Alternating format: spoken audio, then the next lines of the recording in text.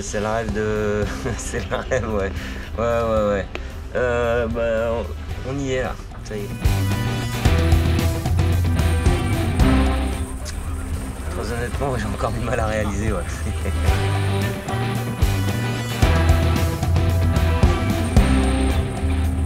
La route du Rhum. Celle-là, ouais. C'est pas rien. Celle-là, The route du Rhum. Ouais. Je montre pas trop d'émotions, tout ça, mais là, c'est énorme.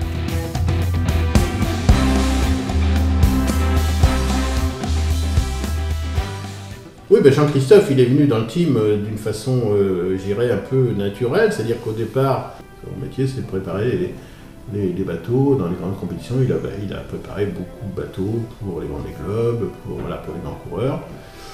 C'était un peu l'homme de l'ombre, voilà. Et en fin de compte, naturellement, il s'est intégré au groupe. Et il nous a aidés dans différents domaines dans lesquels nous, par exemple, on était un peu perdus sur le plan technique, sur le bateau. Tout ce qu'on appelle le matelotage d'un bateau, la préparation d'un bateau, le côté moyen électronique embarqué, voilà, tous ces domaines-là où lui, il était plus à l'aise que nous.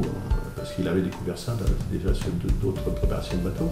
Le travail accompli, son expérience acquise, la volonté qu'il avait effectivement de s'intégrer dans ce team et de participer à ces grandes courses, était là, était présent, était évident et il avait toutes les compétences pour ça. Voilà.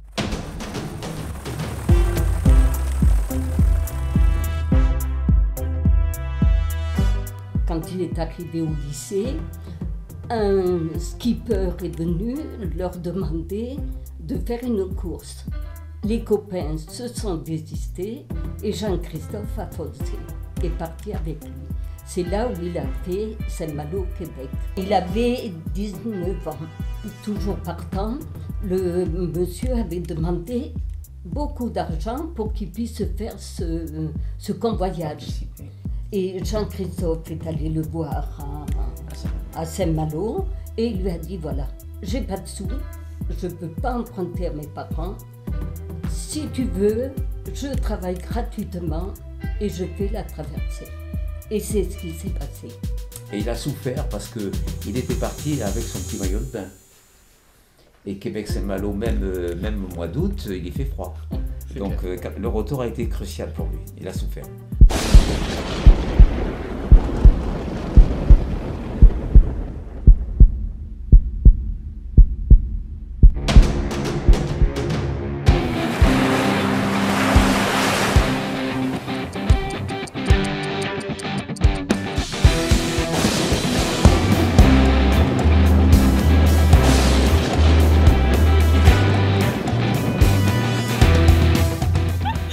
Moi je sais, si tu vas gagner, je te vais marier.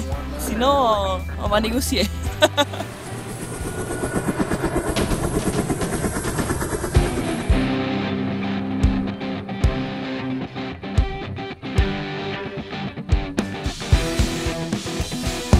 On a une pharmacie qui se présente sous forme de ces deux valises avec tout ce qu'il nous faut pour pallier quasiment à peu près toutes les situations d'urgence, du petit bobo jusqu'à éventuellement une fracture de la cheville ou voilà, on a une minerve, on a de quoi faire des bandages, voilà, pallier à pas mal de situations, faire des points de suture, faire de la petite chirurgie on va dire. 20 jours en solitaire, c'est une belle aventure, mais je dirais que ça se prépare sur de longue haleine, c'est-à-dire qu'un marin a acquis depuis de nombreuses années, parce que quand on vient sur ce type de course-là, voilà, on n'arrive pas comme ça. C'était une longue préparation, un long mûrissement, et effectivement un marin est habitué effectivement d'abord à gérer un peu un environnement qui est un peu agressif.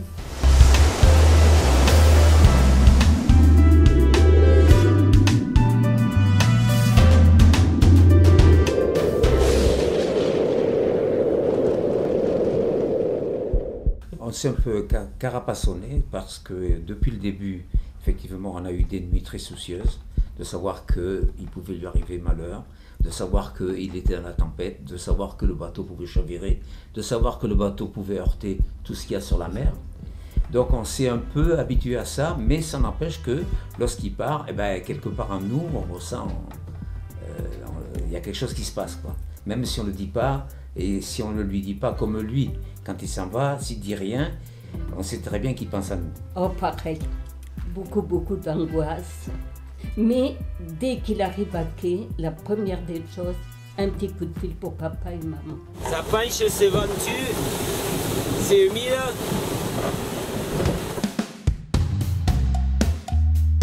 Salut JC, c'est Poupou. Donc je voulais te dire merde, te souhaiter bon courage pour cette super course. T'as fait tout ce qu'il fallait pour être prêt. Écoute, moi je suis sûr que ça va bien se passer. Alors cette course, c'est 5000 km, hein, c'est 2500, 2600 par là. Donc là, c'est une course qui va se dérouler sur à peu près, on va dire, 18 jours. Il va y avoir une sortie de Manche déjà difficile, parce qu'on est au début de l'hiver. La Manche est une mer difficile, avec beaucoup de trafic de bateaux. Il y aura 80 bateaux de course sur l'eau aussi, qui vont se croiser, hein, qui vont tricoter, qui risquent de tricoter dans la Manche, on va dire, dans une mer qui peut être difficile. Donc il y a déjà un premier parcours des 2 premiers jours qui peuvent être chauds.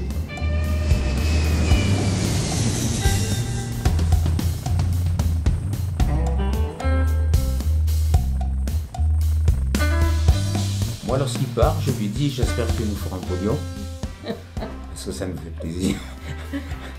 Et puis, bon, il faut pas de la galère. Il faut aller au-devant de sa destinée. On lui souhaite qu'il ait une bonne place. Et le tout, c'est qu'il arrive à bon port.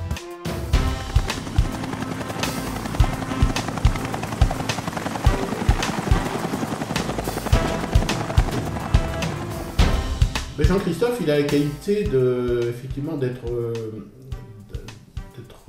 assez lucide globalement sur le parcours et sur effectivement les points qui sont importants dans la course.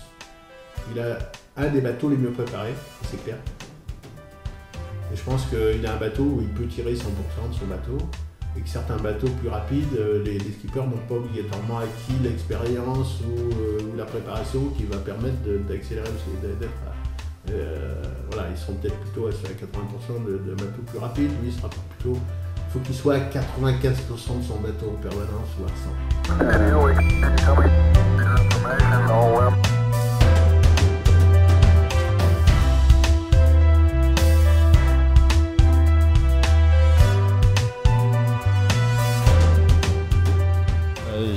JC c'est quelqu'un d'adorable, hein, que dire sur JC que des bonnes choses. C'est un ami déjà. C'est quelqu'un de super, c'est quelqu'un de gentil, c'est quelqu'un qui a des vraies valeurs, c'est quelqu'un sur qui on peut compter. JC c'est quelqu'un aussi qui prépare pas mal les choses, donc c'est pas, il part un petit peu, il a un petit côté aventurier, mais pas non plus, il partira pas non plus sans être un minimum préparé et physiquement et matériellement. Donc le bateau, il sait ce qu'il a à faire, il va se faire les sorties, il va tester le bateau, tester le matériel, faire en sorte que ça casse avant d'être en situation, pour vraiment être dans des situations optimales pour un départ. Et physiquement ça va être pareil.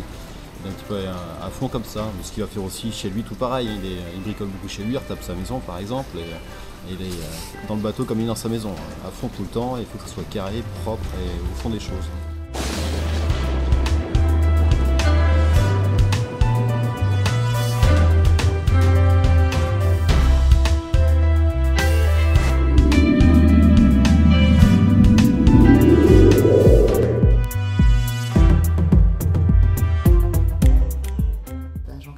Habitait auparavant à une rue à côté et il a déménagé dans notre rue maintenant, encore plus près, donc on ne s'occupe plus.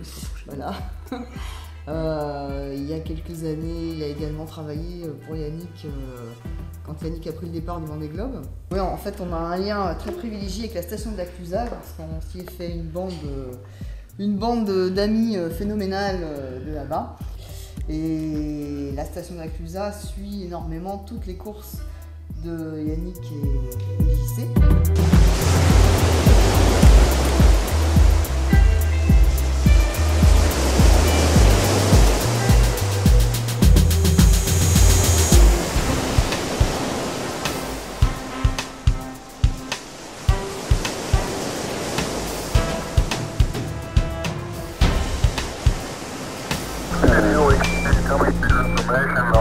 Alors la classe 40, eh bien d'abord voilà une belle silhouette d'un bateau classe 40.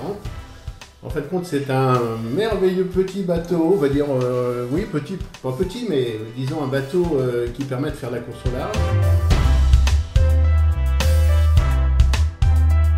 Un bateau de 40 pieds, donc 12 mètres 18 maximum, avec une largeur maximum de temps, avec une hauteur de mât de 20 mètres au-dessus de l'eau, avec une surface de voile de 115 mètres carrés.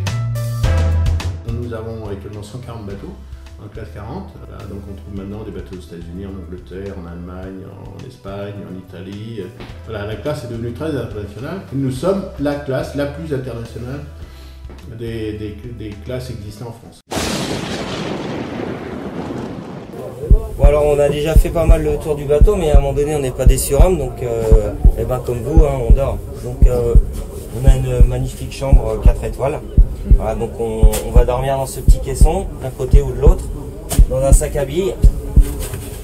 On se pose dedans, voilà, on est bien calé, le petit oreiller, bonne couverture polaire. Et là c'est parti pour une super sieste. Voilà, et le sac à billes il amortit bien les coups, bien les chocs. Ce qui fait que ça nous permet de voilà, bien se reposer et d'être d'attaque quand on doit retourner sur le pont. Allez, bonne sieste, à tout à l'heure.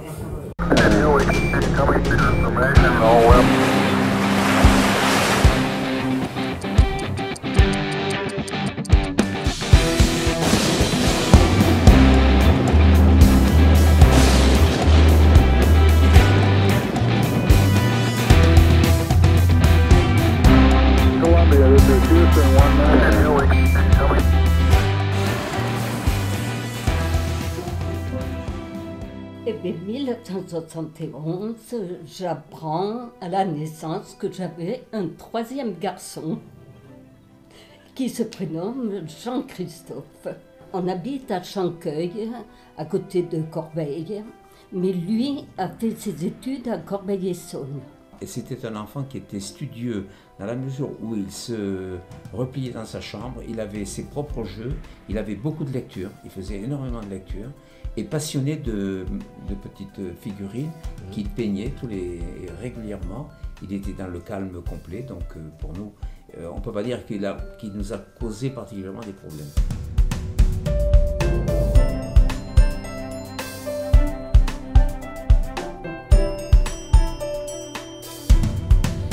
Voilà, j'y sais, je l'ai trouvé son printemps, on peut dire, hein, avant la Jacques Vabre 2011. Donc il était là, et moi aussi, et le reste sur le bateau, voilà.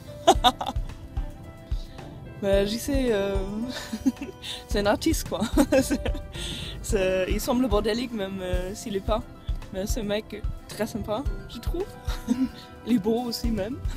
Il est intelligent. Tout de suite, il a un aura. Il a un aura, c'est un skipper, c'est un peu le sportif professionnel. C'est la réussite de la famille.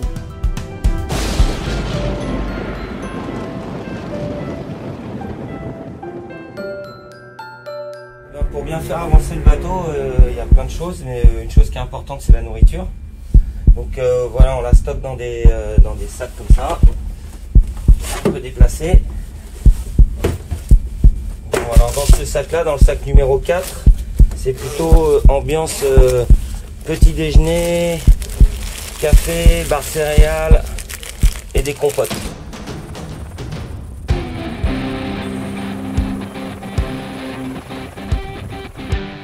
Désolé, on a dû interrompre les tournages de petites mousses au chocolat, soit dit en passant. On a dû interrompre les tournages de Plus belle la vie parce qu'on a été embêtés avec des Américains. Et ensuite, à partir de là, il va falloir cuisiner. Et là, ô magie, ô bonheur, une belle cuisine équipée avec des ustensiles de première nécessité, une bouilloire et une belle cocotte minute. Voilà, donc en gros c'est les deux seuls ustensiles qu'on a pour faire à manger. Et ça marche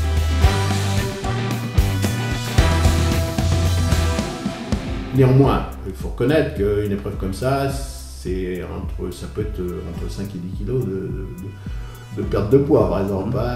Ça peut arriver, hein, parce que si vous rencontrez des conditions difficiles, vous allez mal manger, mal dormir, vous reposer, enfin voilà. Mais en fait compte, c'est dans la course et dans l'ensemble des coureurs, c'est celui qui va trouver le meilleur compromis et celui qui fera le moins de fautes qui risque d'être un peu vainqueur au bout.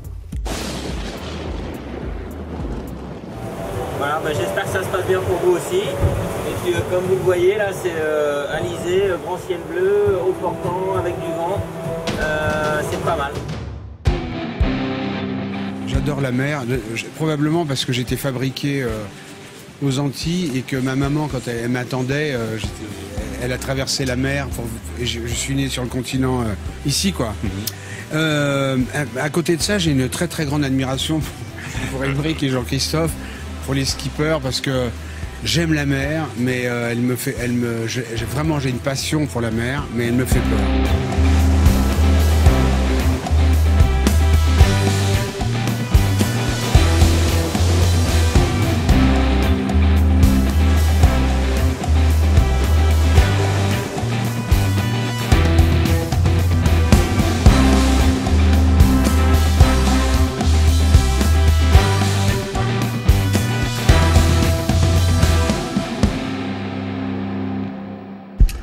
Il y a 43 copains sur la mer avec vous dans la classe 40. Ouais.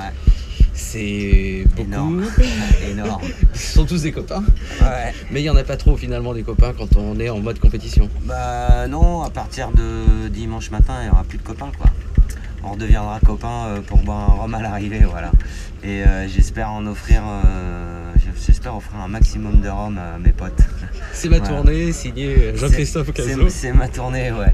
C'est ma tournée. Donc j'espère payer le maximum de rhum à l'arrivée, c'est-à-dire qu'il y aura beaucoup de copains derrière, c'est le but. Voilà, et c'est sûr qu'on ne se fera pas de cadeaux sur l'eau, mais voilà, c'est la compétition et c'est aussi pour ça qu'on y va. Et j'ai hâte d'y être.